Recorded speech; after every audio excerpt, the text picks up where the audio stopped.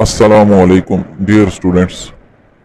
Last week we have started and completed the concept of power, elements or foundation of power. Today we will continue the same chapter and will study the concept of balance of power. No concept in the study of international relations has been discussed as balance of power. It refers to the equilibrium of power between states. देखें, इस concept को आप समझने की कोशिश करें कि balance of power से मुराद ये है कि रियासतों के दरमियान पावर को बैलेंस किस तरह से रखा जाए।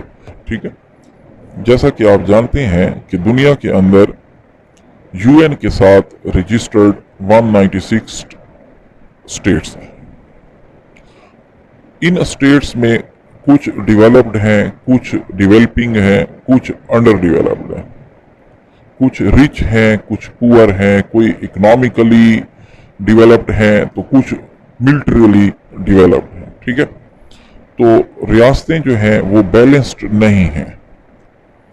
तो इंटरनेशनल रिलेशंस के अंदर इस कॉन्सेप्ट को इस तरह से डिस्कस किया गया कि किस तरह से इन रियासतों के दरमियान इक्वालिटी को मेंटेन किया जाए। ठीक है, तो इसको आज हम डिस्कस करने वाले हैं इस कंसेप्ट को। Historically it was matter of concern that how to deal with problems of violence and aggression. Balance of power was the last principle scheme among 3 schemes. देखें, तारीखी लिहाज से अगर हम देखें तो ये एक बहुत बड़ा मसला रहा है, दुनिया के लिए बहुत बड़ा इशू रहा है कि रियासतों की जो वायलेंस है या एग्रेशन, जारहियत को कहते हैं, जारहियत है, इसको कैसे हल किया जाए। मैं मिसाल आपको देता हूँ कि अमेरिका एक पावरफुल स्टेट है, उसने इराक पर अटैक किया 2003 में इराक पर अटैक किया। अब ऐसी सूरत हाल में कि ये वायलेंस हो गया, एग्रेशन हो गई, तो अब इसको कैसे रिफ्रेन रखा जाए, इसको ऐसा करने से किस तरह से रोका जाए। This is the question of balance of power. ठीक है, तो बैलेंस ऑफ पावर हमने कहा कि तारीखी तौर पर एक बहुत बड़ा मसला था कि रियासतों को एग्रेशन और वायलेंस से किस तरह से रोका जाए। तो इस तनाजर में 3 स्कीम्स पेश की गई और उनमें से जो लास्ट स्कीम थी वो बैलेंस ऑफ पावर थी और सारी रियासतों ने इसी स्कीम को एक्सेप्ट किया। तो बाकी 2 कौन सी स्कीम थी वो मैं आपको बता देता हूं। First scheme was the idea of world government emerged. ठीक है, कि एक ये आइडिया दिया गया पॉलिटिकल फिलोसफर्स की तरफ से कि क्यों ना पूरी दुनिया की एक गवर्नमेंट हो और जो सारी रियासतें हैं वो सूबों का किरदार अदा करें, जिस तरह से पाकिस्तान है और उसके 4 सूबे हैं। तो वर्ल्ड गवर्नमेंट हो जाए और बाकी 196 जो कंट्रीज हैं वो प्रोविंस बन जाए। ठीक है, तो ये स्कीम थी, but this scheme was rejected due to the high value of national sovereignty. देखिए, लेकिन इस स्कीम को रद्द कर दिया गया क्योंकि इससे जो नेशनल सॉवरेनिटी है उसको खतरा था। जाहिर है फिर रियासत की अपनी कोई अहमियत ना रहती, लिहाजा ये स्कीम रिजेक्ट हो गई। Second scheme of collective security के दूसरी स्कीम ये बनाई गई कि मुख्तलिफ रियासतें मिलकर आपस में कलेक्टिव सिक्योरिटी का निज़ाम बना लें।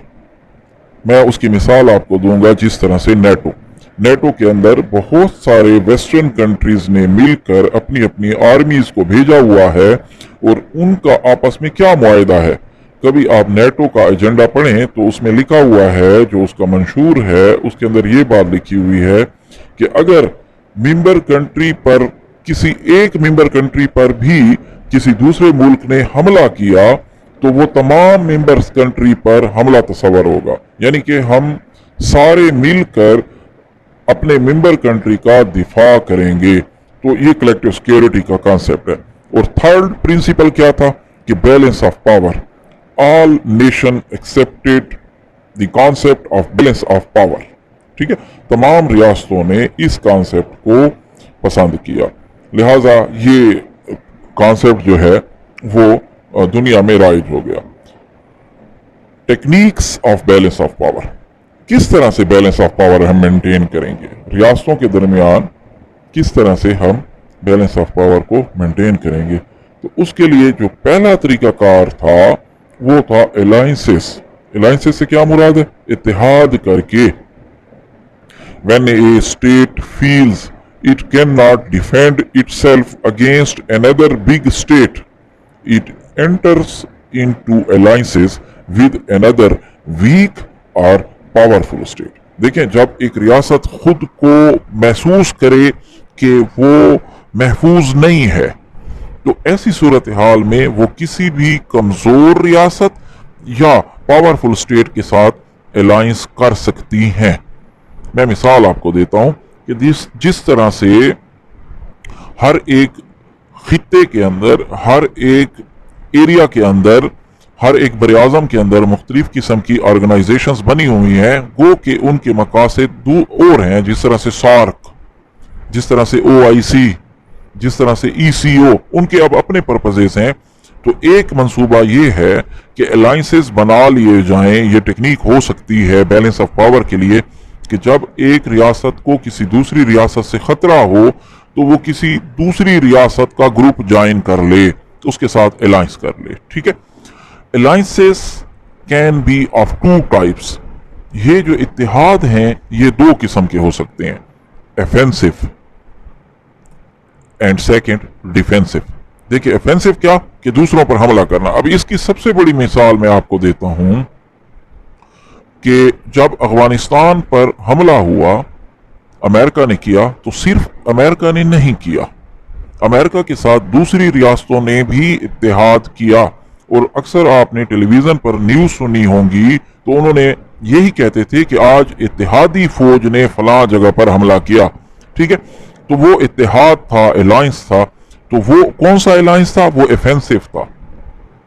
ठीक है, इसी तरह से डिफेंसिव अलायंस भी हो सकता है कि एक रियासत अपने आप को बचाने के लिए किसी दूसरे मुल्क का सहारा ले ले, वो मिलकर अपना डिफेंस करें। ठीक है, इस किस्म की हिस्ट्री में बहुत सारी मिसालें मौजूद हैं कि मिलकर डिफेंस किया गया। ठीक है, सेकंड, कंपनसेशंस। कंपनसेशंस कहते हैं मुआवजा देना। ठीक है, ये भी बैलेंस ऑफ पावर की एक टेक्निक है, मुआवजा देना। Compensation of territorial nature were common method for maintaining balance of power in 18th century and 19th century. देखें, मुआवजा देकर, किस किस्म का मुआवजा? टेरिटोरियल नेचर का मुआवजा देकर मसले को खत्म करना। ठीक है, ये भी बैलेंस ऑफ पावर की एक टेक्निक रही है।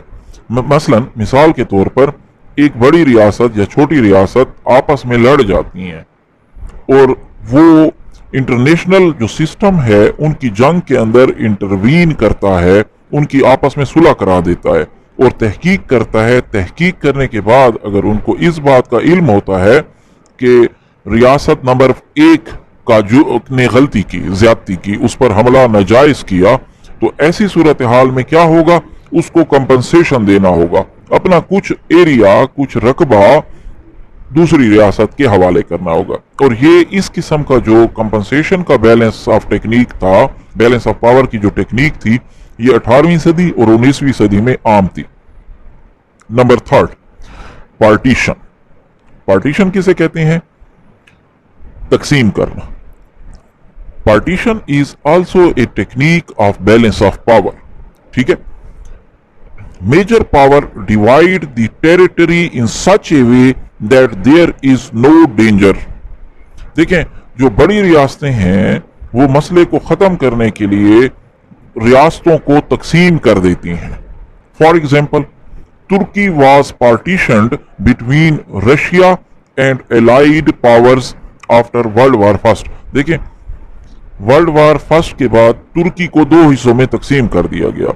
आधा हिस्सा रशिया को दे दिया गया, रशिया के हवाले कर दिया गया, और आधा हिस्सा जो था वो एलाइड फोर्सेस, जिसको यूके या बरतानिया जिसकी रहनुमाई कर रहा था, उसको दे दिया गया। Similarly Germany was divided between Russia and the West in World War two. देखिए, आपको शायद इल्म हो कि दूसरी जंग अजीम में जर्मनी की जब शिकस्त हो गई तो जर्मनी को ईस्ट जर्मनी और वेस्ट जर्मनी में तकसीम कर दिया गया, और रशिया और जो वेस्ट था उनके दरमियान उसकी टेरिटरी को तकसीम कर दिया गया। ठीक है। Similarly armament and डिसआर्मामेंट, armament and डिसआर्मामेंट। Armament और डिसआर्मामेंट किसे कहते हैं? आर्मामेंट कहते हैं, आर्म कहते हैं असलहे को, ठीक है। आर्मामेंट कहते हैं असलहा का इकट्ठा करना। डिसआर्मामेंट किसे कहते हैं? असले का खात्मा करना, ठीक है। Advancement in science and technology and the methods of warfare has increased the fear of destruction, so for balance of power डिसआर्मामेंट is essential. देखें क्या मतलब कि जो जंग के खतरात हैं वो बहुत ज्यादा बढ़ चुके हैं साइंस एंड टेक्नोलॉजी की तरक्की की वजह से। अब जो बैलेंस ऑफ पावर की टेक्निक है वो ये कहती है कि डिसआर्मामेंट होना चाहिए। डिसआर्मामेंट किसे कहते हैं? कि असलाह को ख़त्म करना चाहिए। यानी बहुत सारे ममालिक मुख्तलिफ किस्म के मिसाइल्स बनाते हैं, मुख्तलिफ किस्म के एटमी हथियार बना रहे हैं, तो उनको तल्फ कर दिया जाए, क्योंकि ये डिस्ट्रक्शन का बायस बन सकते हैं, ये तबाही का बायस बन सकते हैं। ठीक है। तो इस मकसद के लिए मुख्तलिफ किस्म के मुआहदे हुए, जिस तरह से CTBT, comprehensive test ban treaty इसको कहा जाता है, ठीक है, 1963 में हुई। इसी तरह से सॉल्ट, स्ट्रेटेजिक और लिमिटेशन टास्क्स, ठीक है। तो ये भी एक मुआहदे हैं कि जो मुख्तलिफ ममालिक हैं वो क्या करेंगे? अपने असलहे को तल्फ करेंगे, ख़त्म करेंगे। दूसरा जो इसमें तरीका है बैलेंस ऑफ पावर में, वो है आर्मामेंट, असलहे का इकट्ठा करना। इसकी मैं आपको मिसाल दूंगा और आपको समझ आ जाएगी। देखें, पाकिस्तान और इंडिया आपस में राइवल हैं, दुश्मन हैं। इंडिया अगर अग्नि मिसाइल बनाता है तो पाकिस्तान क्या करता है? पाकिस्तान उसके मुकाबले में शाहीन मिसाइल बनाता है। इंडिया अगर एक जंगी जहाज खरीदता है तो पाकिस्तान भी उसके मुकाबले में खरीदता है। क्यों? ताकि बैलेंस हो सके, पावर बैलेंस होने के लिए। ये बहुत बड़ी मिसाल है, अगर आपकी समझ में आ गई हो तो, ठीक है। कि खित्ते में जो दुश्मन ममालिक होते हैं वो बैलेंस पैदा करते हैं दो तरीकों से, या डिसआर्मामेंट करके या फिर आर्मामेंट करके। डिसआर्मामेंट मुश्किल काम है क्योंकि उसमें इंटरनेशनल ऑर्गेनाइजेशंस इन्वॉल्व होती हैं, लेकिन कोई भी मुल्क तैयार नहीं होता कि मैंने जो मिसाइल या तोपें या जंगी जहाज जो खरीदे हैं मैं उनको ख़त्म कर दूं। तो आर्मामेंट आम एक टेक्निक है बैलेंस ऑफ पावर की, ठीक है। आखिरी दो जो पॉइंट रह गए हैं इंशाल्लाह उनको हम कल करेंगे, और इसके साथ पावर एनालिसिस का एक शॉर्ट सा टॉपिक है उसको भी इंशाल्लाह हम कल करेंगे, और ये पावर का चैप्टर कल ख़त्म हो जाएगा। Okay dear, see you tomorrow इंशाल्लाह।